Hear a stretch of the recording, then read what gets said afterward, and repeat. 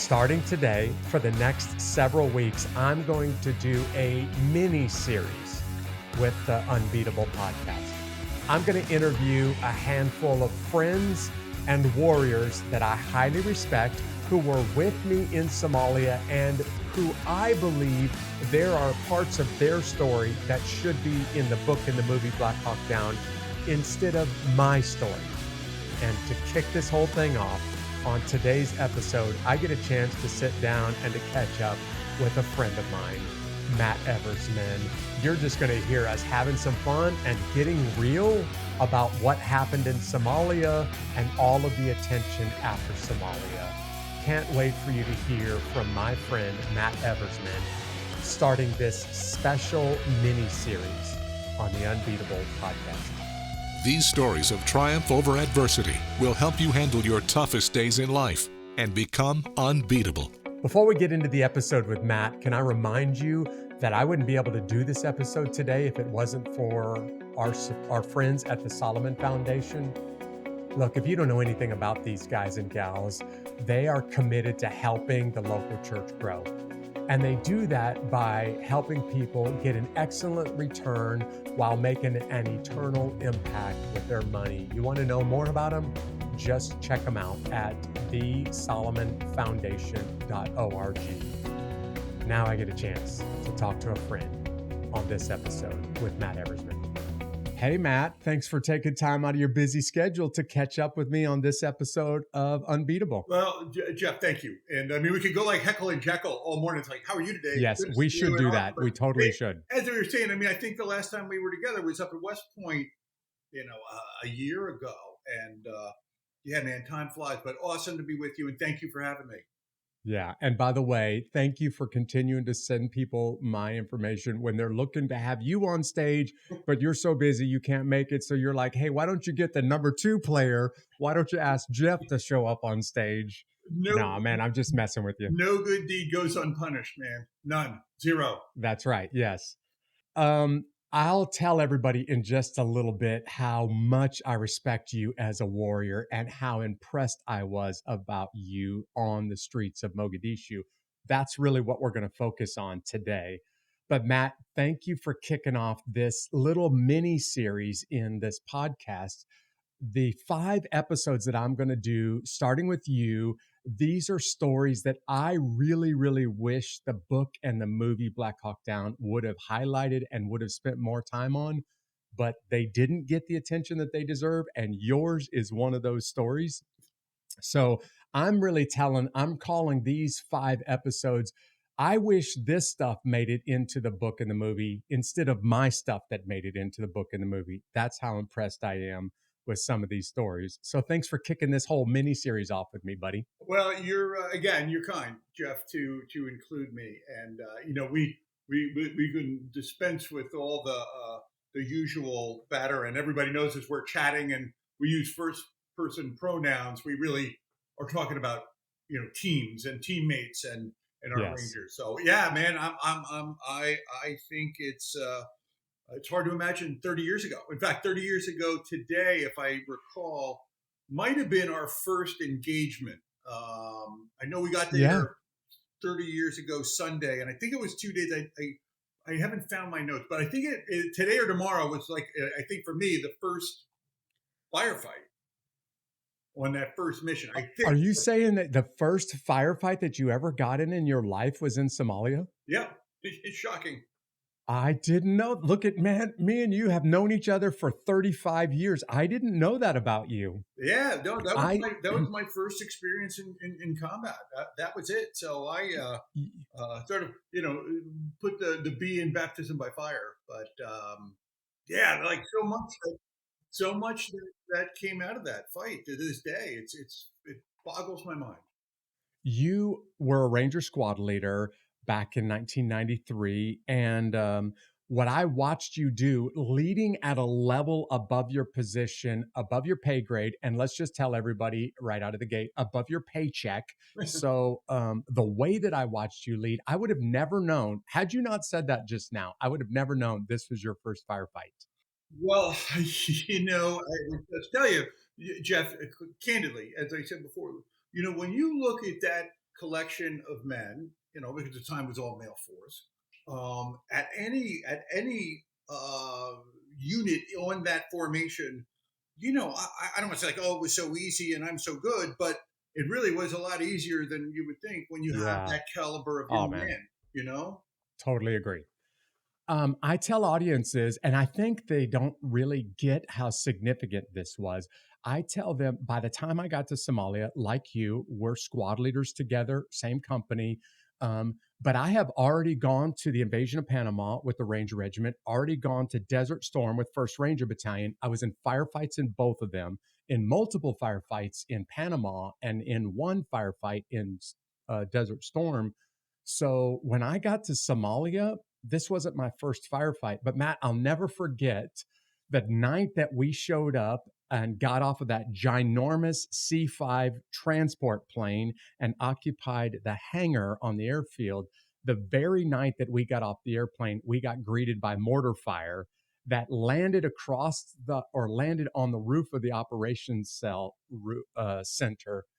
And I looked at my men and I said, well, finally, America's found an enemy that's ready to fight and bleed and die for what they believe in. And I had no idea how right I was going to be about that one. Listen, and again, there's so much to jump on from that, but I've told people a million times. Again, if we're talking about firsts in our experiences, that night, that I never again had mortar fire, land anywhere close to me, thankfully. And I remember people cheering, like literally, people were cheering, and I'm looking at this aluminum roof, thinking, They were applauding the fact that we're getting shot at. I, Yes.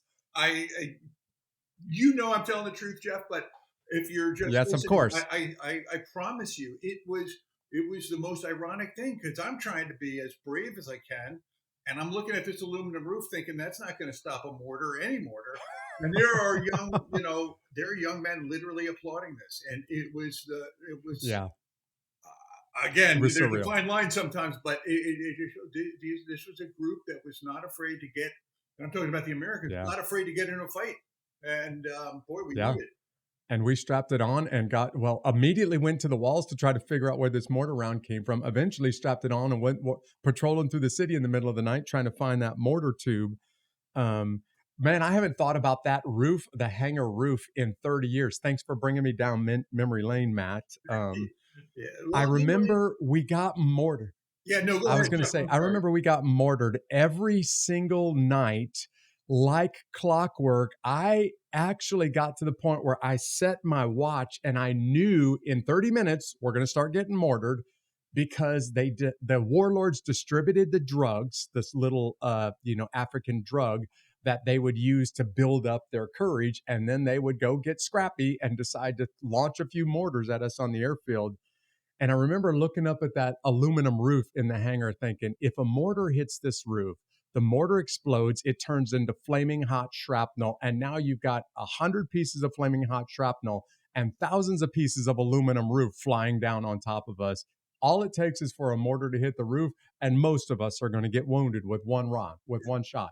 Yeah, and Jeff, and listen, this all kind of falls into this things I learned later on, in my career in the history of Somalia and Mogadishu. But you think here we are sitting at the airfield, 100 yards in from, the Indian Ocean. I don't know that the That's right. Somalis could put a mortar round into the ocean, let alone the biggest building on the coast. And so for night after night, that happens. And when's the one time they get it right? It's right after October 3rd, which is just Yeah. a story for later. But it was amazing. Like not that I recall, I don't know that they had landed on anything. I don't think they had any.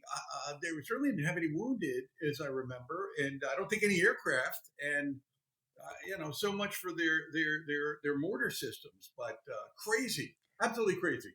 Yeah, I remember thinking to myself, we're several weeks into Somalia.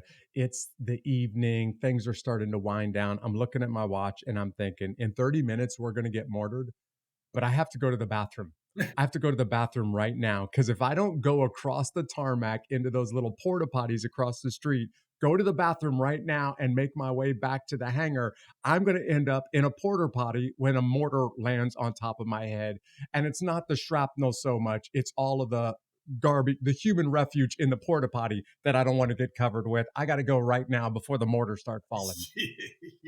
Oh my gosh, yeah, it's some things never change. I Just a mean, little walk down, just the good things about, just the good stuff about Somalia. yeah, yeah, man. Um, Hey, the reason why I asked you, there are dozens of guys that I saw on the streets of Mogadishu that I really wish the camera would have captured and it would have made it into the movie Black Hawk Down. But the movie would be 14 hours or 18 hours long, and nobody in the audience would be able to stomach what we saw. The reason I wanted to interview you, Matt, is because I watched you lead at a level that you weren't trained, you weren't practiced at, but like any good ranger, you were ready to do whatever was needed of you. So let's talk about what happens to your platoon sergeant right before the battle, right before we go out after these two guys on October 3rd. Yeah. So just the quick backstory. Again, people, if you're listening, the movie is a good movie, all that stuff, but you got to forget a little bit of it if you're listening to this conversation because I worked for one of the greatest rangers, most iconic rangers of the modern era. His name Chris Hardy. He was sergeant first class at the time. Was our platoon sergeant. You know him well, Jeff. He went on to become the regimental sergeant major. Probably should have been sergeant major of the army. I mean, he's that good. And Chris Hardy, Chris Hardy, if you say ran a tight ship, that sort of sounds a little, Captain Bligh kind of thing. But no, Chris was just a great leader. And the whole lead up, why I say that about him is that we got to Mogadishu and we had done I think six missions prior to October 3rd, of which Chris was the chalk leader of Chalk 4, and I was his sort of APL or 2IC, of the helicopter. And so all I had to do was listen to him, follow his guidance, and off we would go. And he was the 25-pound brain on the ground. And so following him was not a hard thing to do. And I like to think that maybe a little bit of it rubbed off because, what happens, unfortunately, Chris gets called home sometime in the end of September on a Red Cross emergency, which is the protocol, as somebody, I believe it was his mother. But, so he had to leave. And I've said this to people before, sort of jokingly, the movie makes this coronation of Sergeant Eversmann to be a really, big deal when, we do it all the time in training, this full out run drill, without even missing a beat. And I just recall it really did dawn on me once I realized that I was in charge was that, and this is sort of, no earth shattering story, but I realized like, now any decision that I make on any mission, it's mine. It's not Sergeant Hardy. It's not me affecting someone else's plan. It's mine. And those decisions, even the right ones, could have a consequence, in combat. And that was really, I remember that was something I had to stew on for a long time in the hangar that night, kind of contemplating you know, what it really means to be in charge in combat. I mean, that's the exam we all hope we pass. Matt, I've got a story in just a second for you. That's exactly what you're describing. And it happens to me in the Humvees. And I realize everything that I say yes or no to is probably going to cost somebody their life tonight. And I want to get this right. Yep. I can't stop what the enemy does. I can't change what the enemy does, but I want to make sure that I get what I do right. You just said three or four things that I want to point out to the listener. Well, first, I want to point out that in the Ranger Regiment, it's what an incredible privilege to serve with the guys like Chris Hardy. And Chris, if you're listening to this, I agree with every word that Matt has said about you. Yep. Second, the fact that this unit, incredibly small unit with this highly strategic mission, which means every single guy on the battlefield has a really, really important role to play.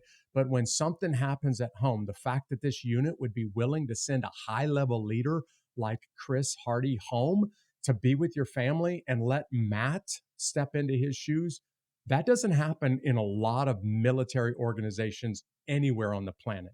What a privilege to work with people that trust you like that and will take care of families. But third, Matt, you just described this perfectly. What we were trained in the Ranger Regiment, literally every mission, I can't think of a training operation that I did in my entire career in the Ranger Regiment that didn't include some form of what you just described as the Fallout 1 drill. Yeah. I know people don't know, the listeners don't know what the Fallout 1 drill is. So, would you explain the Fallout 1 drill in training and how that prepared you for the Fallout 1 drill for real in Somalia? Yeah, and it's a fascinating thing as I look back now. When you get into the business world, in the civilian professional world, it's nothing more. It's the succession plan. It's following the hierarchy, except everybody has to step up, and we joke that we're always one flat tire away from failure out here, but on the Right. battlefield, it could be any number of things, and very realistically, which I just not to be too tangential on this Fallout One thing, Jeff, but in training, you realize most of the time, you dust yourself off at the end of the day, you pick it up, they're like, hey, Struker, you're out. It's, Matt step in or whomever, and you do it and you take your lumps and you learn by doing and all that kind of good stuff. Right. But you don't really realize that, at least I didn't. I mean, you can hear it logically, but I don't know that the real gravity of it is that, leaders die on the battlefield just like anybody else does, That's and right. we a force like this, a small, nimble Ranger force, is able to keep churning because we drilled this in. We take you right at the most inconvenient moment, take the leader out of the Yeah. equation, and let Yeah. somebody, hey, you're in charge now. And man, it is. You talk about stress, when regimental commander, when a battalion commander or whomever is watching, and all of a sudden, the spotlight's on you, and you got to shine, you got to perform. I mean, that's what this unit Yeah. demands. So it requires a lot, and I don't mean that to pat myself on the back. We all did it. We all did it, but it's a great exercise that pays off great dividends on the battlefield. That's for sure. Matt, I remember my first couple of years in the Ranger Regiment when I was still a private. They would kill off a leader and they put Private Struker in his role and said, all right, Struker, what are you going to do? I'm just a private. I'm supposed to follow orders, not give orders. But this unit drilled it every single training mission. And no wonder when this thing happens for real and Chris Hardy is removed from the equation, Matt is able to step in and to fill a huge hole. And Matt, you did it with excellence, man. You did it very, very well. Well, you again, you flatter me.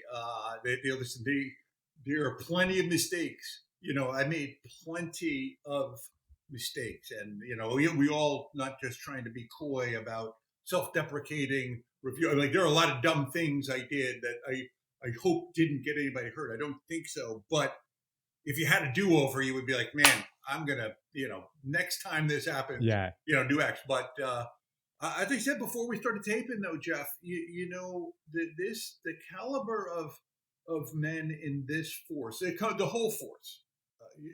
I'd go back to any fight. I'd go down any dark alley with any of them any day. Enjoy Sunday. But there was an atmosphere of I thought just great positive energy moving towards success. With, if you're listening, you would probably say, of course there was, but that's taken it to a whole other level. That caliber of men that were there, it's almost indescribable, to be honest, without, again, just giving platitudes out for the sake of it. People, I think would start to be like, okay, I don't believe you anymore. Yeah. I'll say this to you, Matt. I watched leaders on the battlefield and they impressed me. But I have said for the last 30 years, what I saw from the skill level one guy, what I saw from the Ranger private, I will never forget for the rest of my life. Man, the courage and the tenacity and the willingness to go again and again and again. Holy smokes. It's mind blowing. I remember Jeff having a chat with Tom DiDamaso, who was my platoon leader in the Uh huh. hangar prior to October 3rd, and he brought out the SLA Marshall quote, and he very earnestly said, I wonder if it's true, that only 20% of the force will return fire. We'll do So I'm like, ah, 80% of the sir, fighting. Yeah. I'm like, come on. He's like, no, this is data driven kind of evidence. And I remember afterwards telling people, I'm like, had Todd Blackburn not fallen from that aircraft, we would have had 100%, Yeah. people return Yeah. to fire immediately, Yeah. like 100%. Like that Yeah. 25%. How could you even think about that? Like this is one of those. Yeah, we blew that thing out of the water. And again, I don't mean that beating my chest, but we had young men that went from safe to semi, in seconds on a really short runway. Well, thank you for mentioning Blackburn because this is the point that I want to tell people about. I show up with the Humvees right about the time that you guys are getting off of the ropes and starting to establish the blocking positions, but we're about a half a block away from you, and the plan is to wait for the call. The building is secure. The blocking positions collapse to the vehicles. Everybody gets on the vehicles, and we roll out of there. That's the plan.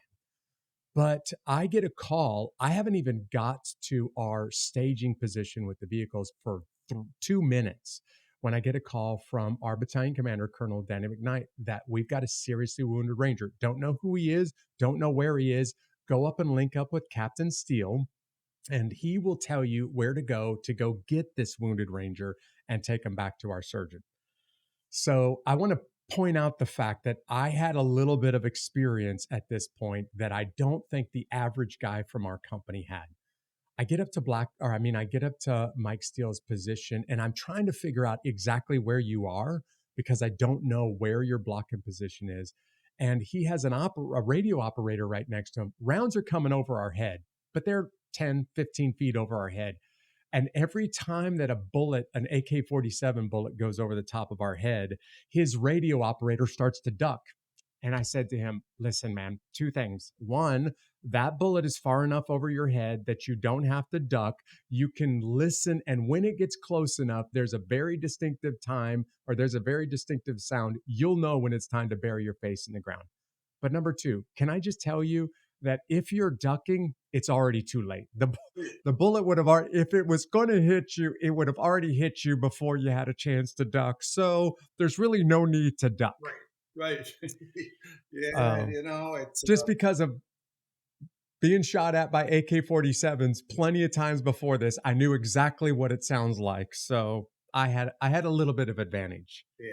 It can become an emotional event very quickly, and you Yeah. said, when you like, hey, there's this sound of gunfire, and you're like, it's kind of close, and then there's this sixth sense, like, man, somebody's got me in their sights, like Yeah, that's somebody's right. Yep. literally looking through over their front sight post, at me, and thank the good Lord, missing, but that sort of changes. That changes the complexion in a hurry. But anyway, I interrupted you. That No, it's okay. So Mike Steele sends me up to your blocking position. I have to make my way through Sean's blocking position just to get up to you, and I have to fight my way through his blocking position. When I get to you, Matt, what I saw, I don't think the movie does you justice, man. I'm watching you. I'm watching your blocking position. Hold off the enemy, secure your corner of the building, treat Todd Blackburn, and doing it all in the middle of the intersection. Well, with as much cover as you can possibly get, all at the same time. And I'm watching you personally lead that blocking position. And I was genuinely impressed by what I saw from you because I was thinking to myself, I don't think I could keep this all together like Matt is right now. So, man, would you just describe what that was like when you're sitting there with Blackburn, the Blackburn problem and enemy fire, and you got to secure the building, your corner of the building? I mean, you got it all going on at one instant when I showed up and met you up there. Yeah, well, Jeff, I tell you, this was one of those. You never thought it could happen. I never thought something could go sideways so quickly. That we, just to back up to this point in the story, Super 67, our helicopter, is the last one, out of the whole crew of 19 or fleet of 19 helicopters, going in on the target this day. Well, on the objective, I shouldn't say the target, on the objective. So there's Yeah. 18 helicopters, in front of us, and quite a bit of brownout that comes up. And again, and the benefit now of looking back. Sure. All of a sudden, the pilot says, I can't, when he said 30 seconds out, we're ready for 30 seconds. And then very abruptly it comes to a halt and the pilot says, I can't see anything. And, we wind up being inserted short of the desired insertion point. The Yeah. pilot, I remember Sam Shamps, he said, listen, Matt, when you get on the ground, go about 3 blocks in the direction of flight and you'll be good. You're like, Roger, I mean, I got it. That's cool. Bearings, know it. I don't have to use a compass. Just go. And of course, we have this litter urgent casualty. Right off the bat. I mean, Todd Blackburn grabs a rope, started to slide. There's a little bit of debate about exactly when he lost control, but Yeah. somewhere Yeah. between grabbing it and the bottom, he slid. And using that, if you look at that 60 Minutes tape, you can see him pitching through the air. Like you could see that from the FLIR. Yeah. It was Yeah. almost 60 feet. We were 20 feet higher than our insertion point. I mean, it's Right. miraculous Yeah. that he was alive. And to sort of land this to the story, in 20 seconds of being on the ground, we got a litter urgent casualty, or my RTO, his radio doesn't work. It worked on we did our comms check before we did, Of course. 3 minutes ago. Worked Yeah. fine. Murphy's Law. Work. I've got no comms with him. We're in the wrong spot. Blackburn's hurt, and then we're in a firefight. We're taking fire, from 3 directions. And again, 3 directions. Yeah. answer your question, Jeff, and I hope everybody listened. For me, it was tremendously scary and all that stuff, all the emotions that you would expect. But you really do just do it. You just there's some of it is muscle memory and some of it is instinctive. And after sort of sorting myself out, I'm like, all right, I know what to do as a problem solver. But to the credit to this success, because I had two young sergeants, Jim Telsher and Casey Joyce. And they're 20 somethings. They're what, Oh 22, yeah, man. 23? Heck yeah. And, Yep. and they were solid. They were those 2 team leaders were doing everything that I expected them to do without me having to say one word during during battle. Everything we always dreamed and thought and knew would happen. I saw them do it, and I'm like, man, if they're doing it, all I got to do is my job. And that, again, that's sort of condensing the story down. But so when whatever you saw at that point was a result of these 2 young team leaders and the guys on their team, everybody but Blackburn, engaging the enemy in a 25, 30-meter fight. Unbelievable. Yeah, it is unbelievable for anybody out there who's been in a fight, especially if you haven't been in a firefight in a densely packed urban environment. Most of that fight is, literally across the street or, just half a block down the street. Matt, I don't know if I've ever mentioned this to you. Did you know that Joyce came from my squad? He was one of my guys until he got promoted. And then our policy was to move people around so that they didn't have to lead their buddies. So he went to you. And I have always to this day had the greatest respect for James Joyce, but also for his wife, Deanna, and how she handled losing her husband. And when I got the call that Joyce was gone over the radio, man, it was a punch in the gut. Oh yeah, yeah, and amen to both of that. Deanna is an Amazing lady. just an amazing woman. Always been the testament of true courage. And I saw her a couple of years ago. It was a random event in Frisco, Texas, and she was as lovely then as she was 30 years ago. Oh man, that's good to hear. It was a lot of tears together, but she was Of doing course. really well. And anyway, you're right. I mean, again, the quality of person in that unit, and Casey Joyce and Jim Telsher are again 23 years old, making it happen without missing a beat.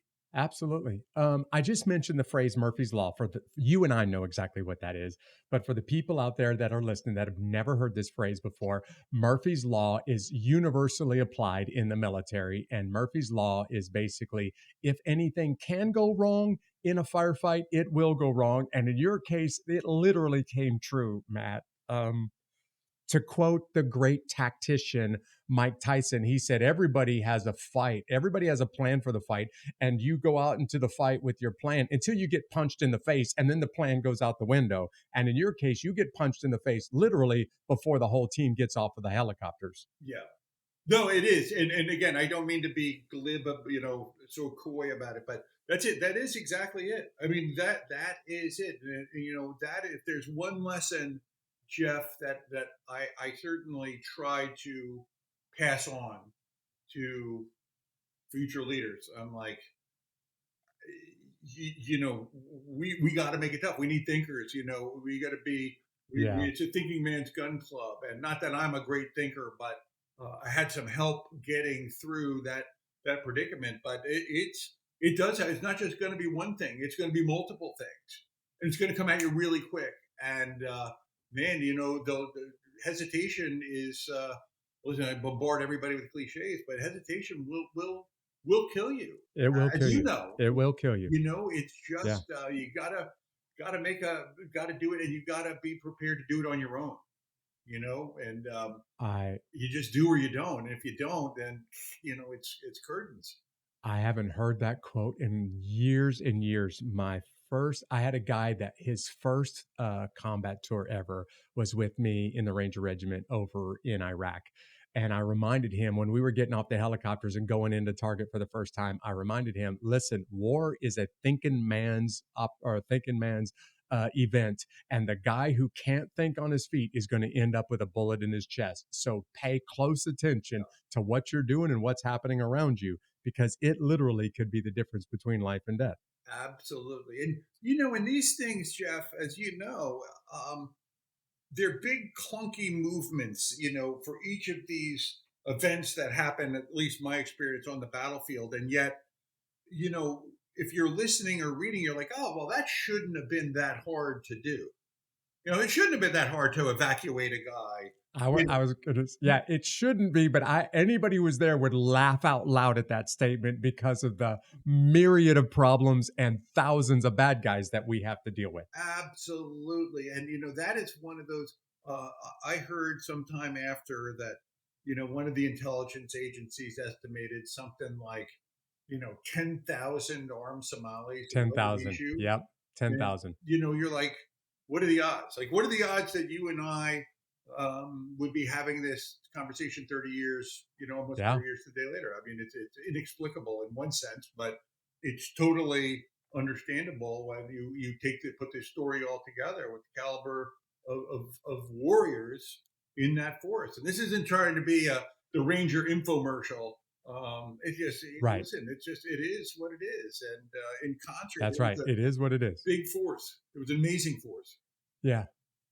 I did a radio interview, an international radio broadcast not long after the movie came out. And I had this arrogant, I have a better word for it, but I'm just not going to use it in this broadcast, reporter who basically said, how did you special operators, you Army Rangers, the best of the best, how did you guys get your butt kicked out there that bad? And I said, hold on just a second, dude. And then I told him the math. I was like, listen, best guess.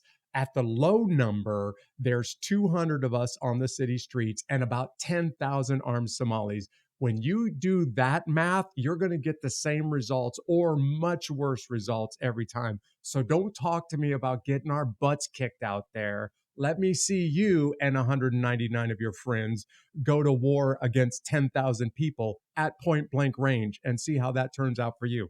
Yeah, no, and again, Uh, this is sort of what they call data driven analytics, and Jeff, yeah, I mean, I think it just illustrates a couple of things. Again, if you can take you, not you, Jeff, but you, just the listener, listener. if you Yeah, can take emotion out of the equation of review of this battle. You start with those numbers, and you look at the casualties, and which are horrible. I mean, you can't justify one to a widow. Like try and do that. That's right. It's a horrible position to be in, as you know, to be that. What trying to explain to a spouse why her husband is dead. Like to her, that's it. The sort of, so what I'm coming back to is war is really ugly. Really, really Yeah. good, well trained, exceptionally equipped, brilliant minds and everything, but the best of the best in the world, I think, can die at the hands of an inferior enemy in 2 seconds Any day. without Any doing day. anything Any wrong. day. You Yep. know, it's That's it's right. the reality of combat, and you throw that on top of it all, and you think, man, that I'd like to have a chat with that reporter, because it's like you really don't have any idea. Like you can't, clearly Yeah. you can't appreciate the complexity of this battle, nor the circumstances of it. Cofer Yeah. Black told me once that it was funny, because he said it so absolutely matter of factly. It's like, Matt, that was the hot gates. You were at Thermopylae. That's what you all did. That is a good analogy. Yep. Yeah. I mean, it was, and that this is a guy who was, a director of the CIA or deputy director of the CIA, and he knows a thing or two about this stuff. So yeah. Anyway, I'm sorry, I'm rambling. No, no, you're not. Actually, this is exactly why I wanted to have a conversation with you. I visited Dominic Pilla's family after we returned, and I had to have a really honest conversation with his parents, Mr. and Mrs. Pila, with his sister Jen Pila. And one of them, and I think it was his mother. His dad didn't ask this, but I think his mother asked, like, "What did my son do wrong? What did you do right?" And it devastated me, that Oh question, because I had to say to them basically what you just said. Listen, the best guys on the planet don't do anything wrong, and they may not come out of this firefight alive. And the only reason that I walked away without a scratch and that your son didn't is because that there's a sovereign creator of the universe that decided who lives and who dies that day. And I didn't do anything right and he didn't do anything wrong. It just is what it is. yeah, And no, that doesn't satisfy a family member who just lost somebody, but it's the truth. You and I know it to be true from the combat that we've been in. yeah, yeah. No, Jeff, listen, it's yeah. I mean, to say Roger that to all that you said, because it's an impossible task for any of us to there's not the logic, there's not a secular logic you can use to say, let me just tell you something that's going to make you feel better about the loss of your son or daughter. Like Yeah, right. That's it right. cannot happen. Yeah. And so There you are have no to revert words. back to your thoughts about our faith and how this whole world works. But it is nonetheless it's a challenge, and it's hard. And if you're looking, if people, back to that commentary about how do you Rangers and Delta guys and SEALs, get your butts kicked. It's like, well, Tom Matthews said this one year. I heard him say, he said, Americans have an antiseptic view of warfare. Of war. And this Absolutely. is, again, Totally for agree. those of you listening, obviously pre 9/11, 8 years before 9/11, nothing else was going on. I mean, Panama had been the Right. last event, 2 years, right? Well, 3 years before. Yeah. Um, December 90, December 90. Yeah. yeah, Or so 89, I mean. So yeah, people 3 years earlier. people just assume, like, of course you're gonna go mop the floor with these people. I'm like, well, not so fast, man.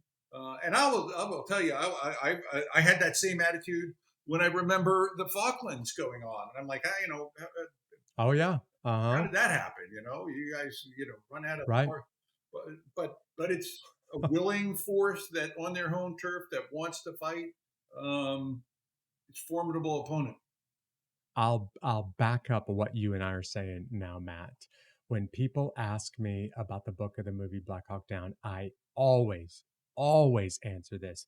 I don't have any idea why I'm in that book. I didn't do anything better than somebody else that deserves to be mentioned in the book, nor do the guys that didn't get mentioned in the book do anything different or worse. You and I know what happened that eventually led to the news articles, which led to the book, which became a massive motion picture. So let's talk about this interview that I don't know about you, but I didn't get asked. I was ordered to go report to the battalion conference room and go meet with this reporter from the Philadelphia Inquirer. And I told the battalion commander, I don't do interviews. I'm not going and giving this going and having this conversation. And he said, Jeff, you're not hearing me. I'm not asking you. I'm telling you, you will be there and you will be there at this time on this date. Yes, sir. I'll go be there. So, Matt, you become significantly featured in the book and the movie, like me. Would you describe for people how the book and the movie came out? How did this whole thing start? Yeah, well, a similar experience. I remember walking up to for PT, you know, whatever time it was, and Captain Steele was standing on the front steps of the Bravo Company, barracks, and said, be in the conference room at 09 or something like that. Like Roger. And I honestly, Jeff, I didn't remember. I remember going up there, but I never remembered Mark Bowden. Like I went and just did my thing, said, talked for however long, and then left, and that was it. We're done. And the funny thing is, I remember. So for all of you listening, this is weird because this is really just the advent of internet, and people are just getting Yeah, it actually is. Yep. compute. I mean, I certainly didn't have one. And I'm like, why would you need a Neither computer? did I. But um, I remember, and goes to the story. There was um, a Books a Million that opened in Columbus, Georgia. And at Books a Million, the only reason it's significant is that you could get newspapers from around the world. Like there were like 50 different newspapers you get. I'm like, this is very cool. And anyway, I was living in an apartment in Columbus, and one Saturday morning in December, there's a knock on my door, and my good friend Bobby Ray Toon from Alpha Company All shows up, right. and Yeah. he drops Uh-huh. this newspaper on the floor. And I'm like, what, odd thing to do for a knucklehead to bring a newspaper to somebody, and drop it on the floor. And he's like, everybody knows that you ripped the headset out of the helicopter. I'm like, what? And he's like, sure enough, there was a front page article of the In Philadelphia the Inquirer Philadelphia Inquirer. written by Yep. Mark Bowden. And he was telling what was going to become this book, Black Hawk Down. And every day he would publish another chapter. That's Uh-huh. how this whole Yep. thing really started. And there was this thing called the internet, and you could go on the internet and click on the web page of the Philadelphia Inquirer. And I learned this all afterwards. And Uh-huh. kind of read and understand, and you could chat with him and all this stuff. And anyway, as the story goes, there was something like 250,000 hits on the website. It blew up the whole server. Like It did. shut down the Philadelphia Inquirer that day. But anyway, that Mark Bowden wrote this thing, and lo and behold, and I'm like, well, I'm not going to read it. I know how the story goes, and didn't give it any more Yeah. thought. Like I literally gave it no more thought, Jeff. And who knew that a couple of years later that I'm like, who's this guy Bowden? I don't even remember what he looks like. Yeah. Right. Not Yeah. at all. And I think it came out in like 96, 95, 96 ish, somewhere Yeah, in that's right. 90, I think it was the summer of 97. there. Good, Well, okay, actually, maybe that was it. That sounds maybe you're right. Maybe it was 96. Yeah. somewhere in there. And you know, as everybody knows this story, it just went to the moon and back.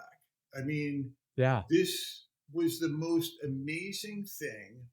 And I still, it was surreal to me, just that this story, because again, using our good friend Tom B. Damaso, I remember as we were leaving Mogadishu, him saying, it's too bad that people will never know this story, with all That's right. the Yeah. TS and UPSEC stuff. And I'm like, oh, okay.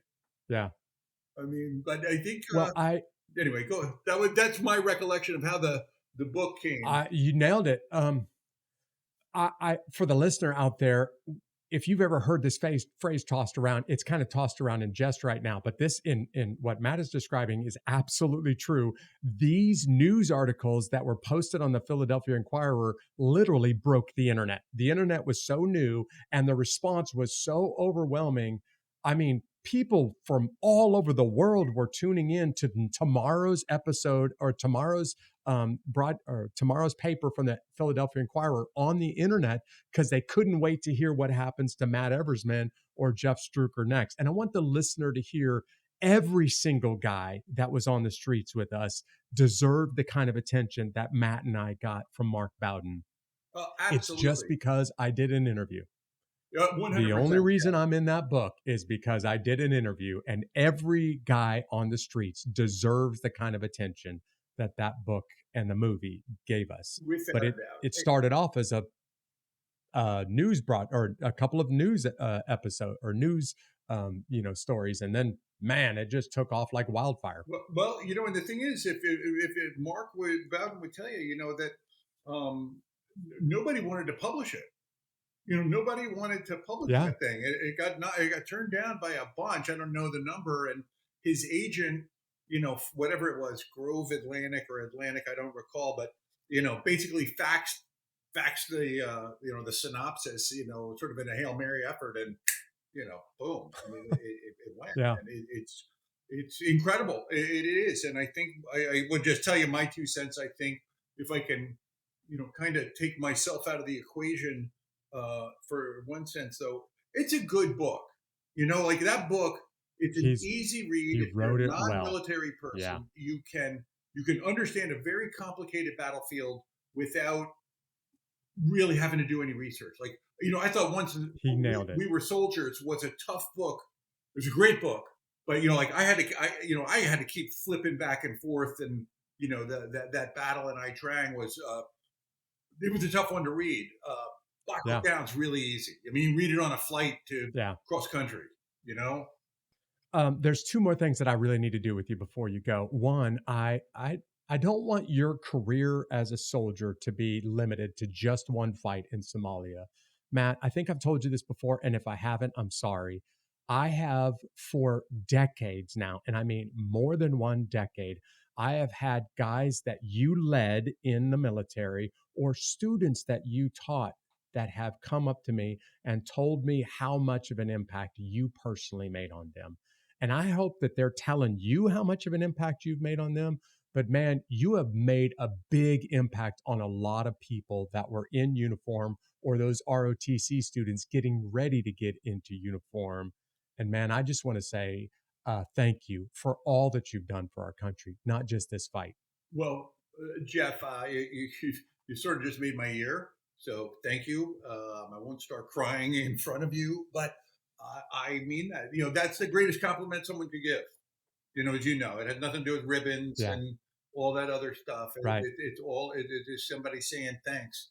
And this when you see these. I say kids, that there are lieutenant colonels now, and they're getting ready to Yeah. retire.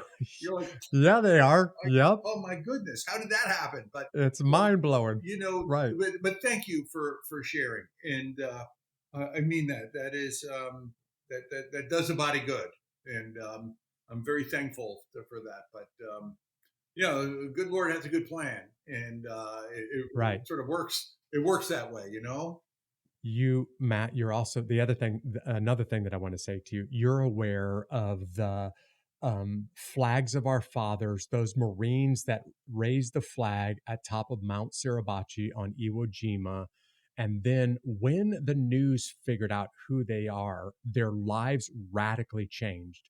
And most of them didn't handle the pressure and the stress of the attention that came along with it. I've watched you handle the attention that went along with Black Hawk Down. And to be honest with you, man, not a whole lot of guys that I know would have handled the attention that came along with it like you have. And I'm proud of you.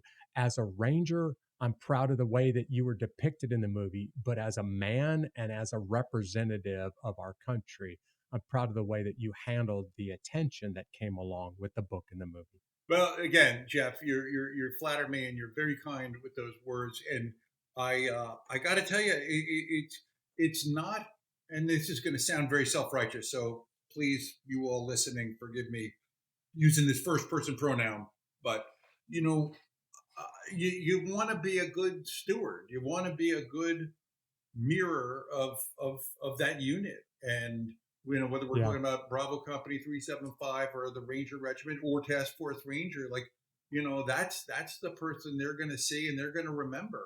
And you got to mind your p's and q's, and you got to be you got to try and put your best foot forward.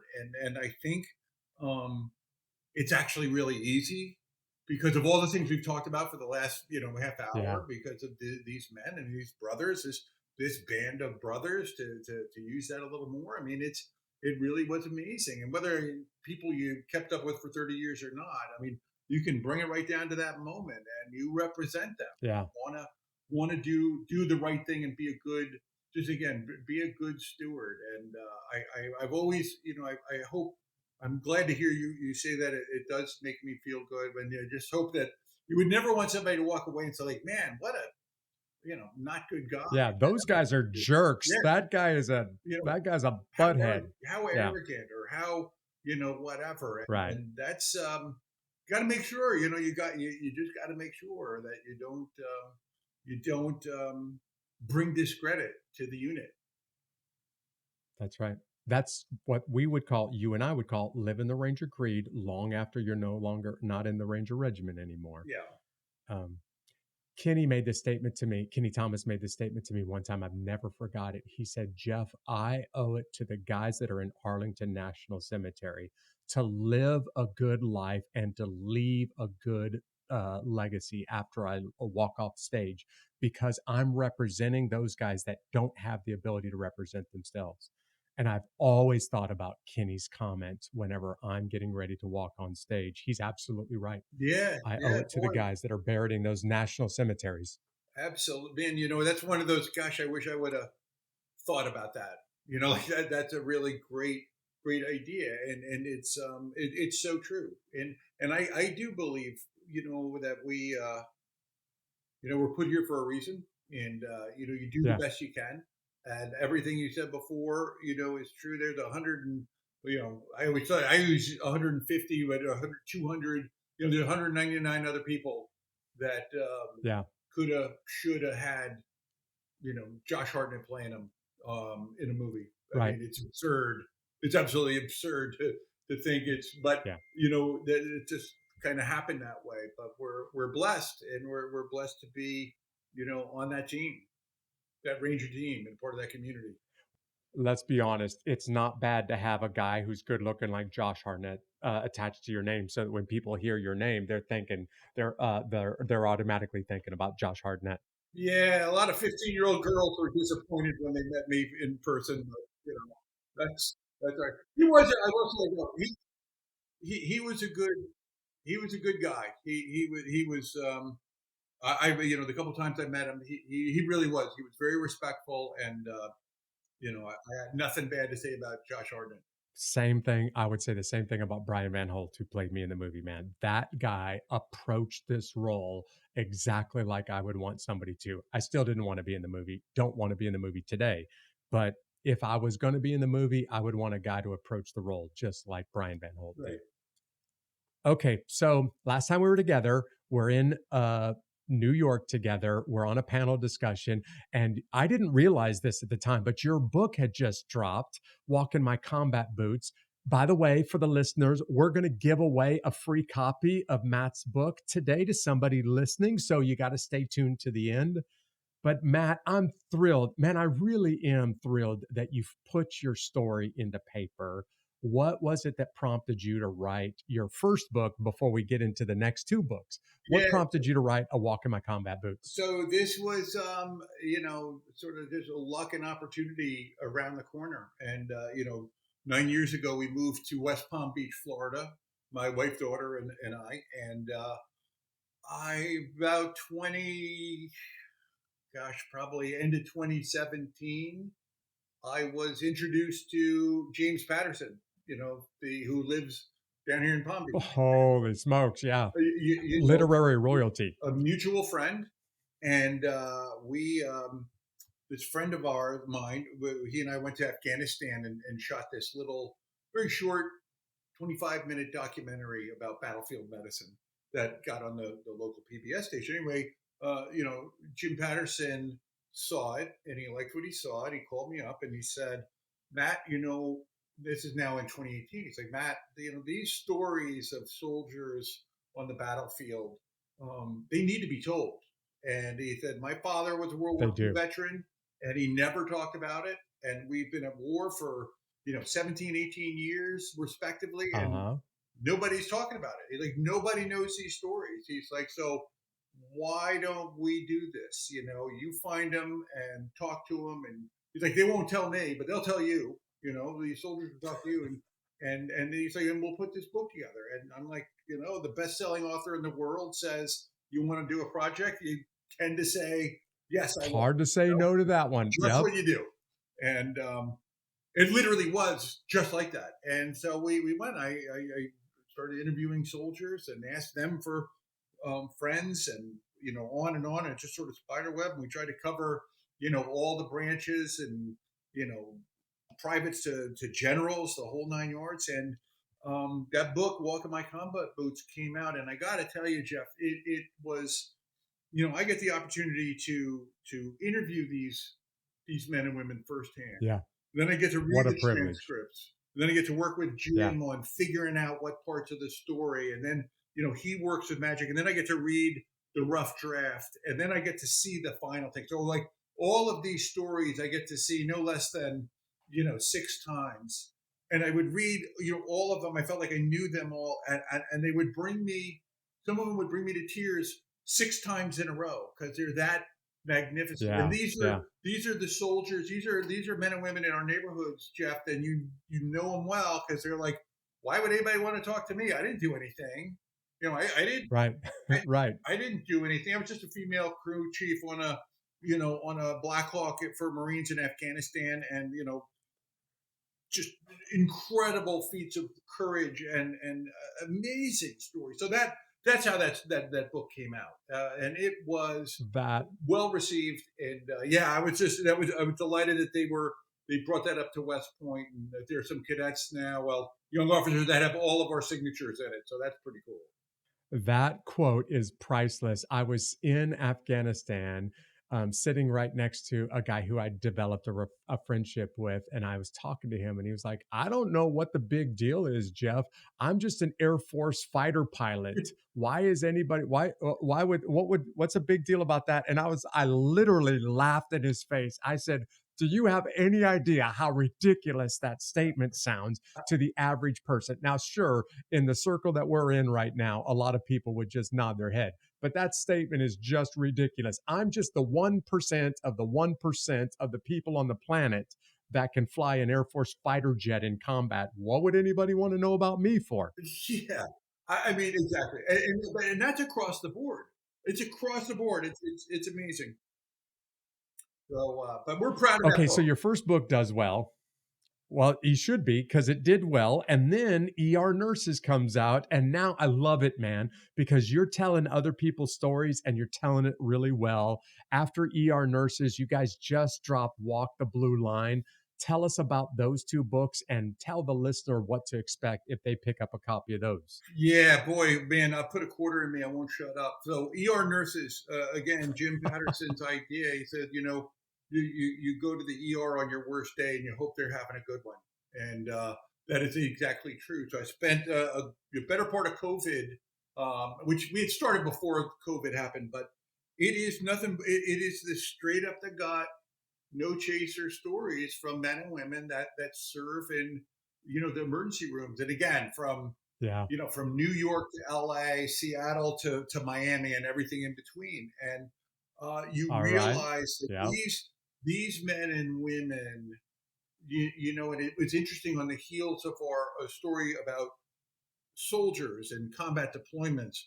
And what jumped out at me on this one is that, it's everything that you and I dealt with on the battlefield, generally speaking, without the being shot at. Although there are a couple of cases of nurses being engaged, out, getting somebody out, Yeah. Right. from off the doggone ambulances. But these men and women are deployed from the time they say, they're hired until the time they leave. Like, it's Yeah. trauma every day. The same thing with our law enforcement officers. Like, they are Oh deployed man, absolutely. the Yep. entire career. There's no red, amber, green cycle. There's no, this is just like zero or red line. Which one are you? And I Yeah. loved it. And you realize these people, much like our soldiers, it's in their DNA. They are selfless servants. They're courageous. They're dutiful. They're loyal. They're all the stuff of. If you rewound the last 50 minutes of our conversation, you could use all those adjectives Yep. to describe these men and women, because they're servants, and they're servants in our communities. And I think that's kind of what really jumped out, is like, man, nobody thinks about them until you're having a bad day. Neither one Oh of them. yeah. Yeah. You just don't, and you think, my goodness, I hope to the good Lord above that we got them on a good day, and they're doing the right thing, and they're doing it well. And we've had enough nurses and cops. I'm sort of talking about both books here, that have said, you know what, that's, they nod their head and they're like, yeah, that's what I'm reading is what it's like. And everybody That's else that exactly reads it, right. it Yeah. says, I had no idea. And that's, I think, the Yeah. metric for success for these nonfiction books. I've been pointing out to my students, Matt, for the last 20 years, when surveyed, the number one profession that is most respected and most trusted in America every year, year after year, for 20 years now, is nurses. It's the number one on the list. And they deserve attention, and their story deserves to be told. But like you, I tell friends, listen, what a privilege to live in a country where if you dial 3 digits on your phone, 911, people will rush into a burning building. They will show up in the middle of a firefight, and they don't even know you, but they will be there to help you. And we deserve to honor our first responders like Walk the Blue Line. We deserve to represent what those nurses, especially ER nurses, give to help keep us to take care of us. Absolutely. And listen, this is almost going to sound a little seditious, Jeff. Being soldiers, being veterans that we love, and people always say thank you for your service, and it's very so kind, so thoughtful, and people thank you very much. But it's like, man, these nurses, thank you for your service. We should be thanking Heck them. yeah. Yep. And our police officers, Totally. we should be thank you for your Yep. service. Firemen, all these servants of ours that these noble professions that take care of us, we really, it's a mystery to me why we don't. And anyone that would vilify any of these people deserves to be beaten anyway. But you're like, I agree. these men and women. My gosh, I'm a broken record, but it's just, you hear them. They don't want, they don't want awards. They don't want medals. They don't want be in the spotlight. They just want to go do their job. But they're good stories. They're true stories, and Yeah. some are funny, some are sad, some are exciting. It's a good one, and James Patterson knows how to tell a story, and I would just Of hope that course. people would read Yeah. it. Yeah. Well, okay. On that note, we're going to bring this plane to a landing. How do people find these books? How do people find out more about you, Matt? Yeah, so I'm not a social media, denizen. So you kind of Good for stuck you. with LinkedIn for me. But the books, you go to hopefully go to your local bookstore first. But Amazon, they'll have them all out there. I think Combat Boots is in paperback. ER Nurses is going to come out in paperback this fall.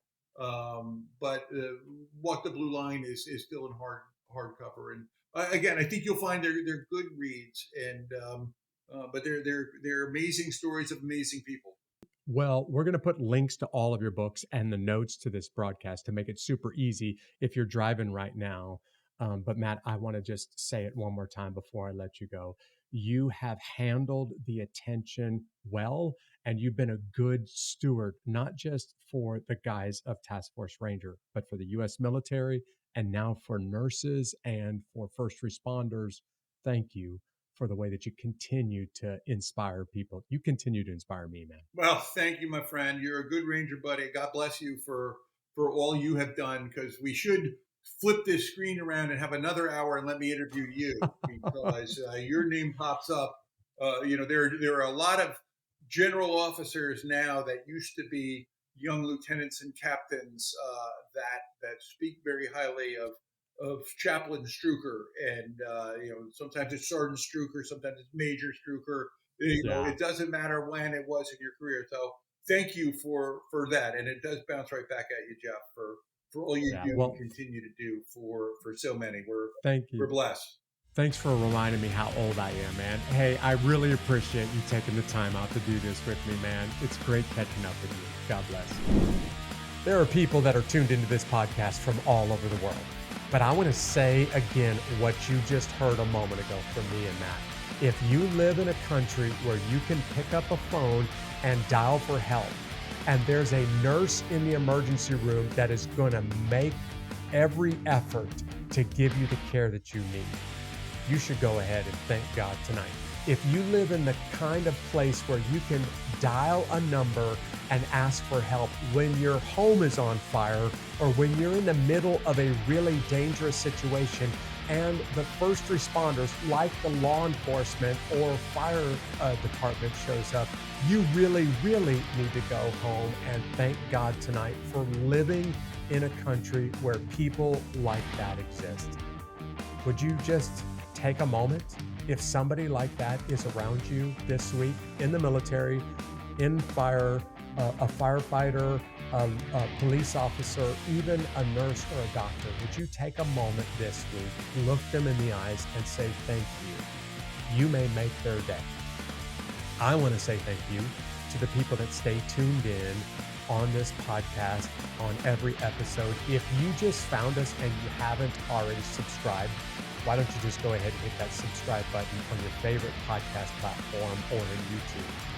By the way, we also deliver content throughout the week on social media. We're on all of the social media channels, and you can find us by just searching for @Unbeatable Podcast. You'll find some pretty amazing people there, like our fan of the week this week, Lewis Marks.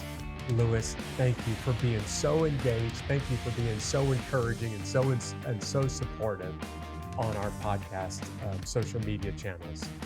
But I also wanted to tell you that we deliver content to the most loyal of the listeners. These are the folks that are part of the Unbeatable Army. The Unbeatable Army is totally free. If you want to know more, if you want to join up, all you got to do is simply go over to unbeatablearmy.com. I'm going to say it one more time. Matt, thank you for being on this episode of Unbeatable with me, and to honor you and also to take good care of the listeners. Today, we're going to give away a digital copy of Matt's book to somebody who's part of the Unbeatable Army. You're going to get a free book just for being part of the free Unbeatable Army. That's free on top of free. I don't know how you can beat that. Hey, guys, before I let you go, let me remind you that next week, I'm going to bring you another story that I wish was in the book or the movie Black Hawk Down instead of my story. So tell your friends and tune back in next week, will you? See you next time.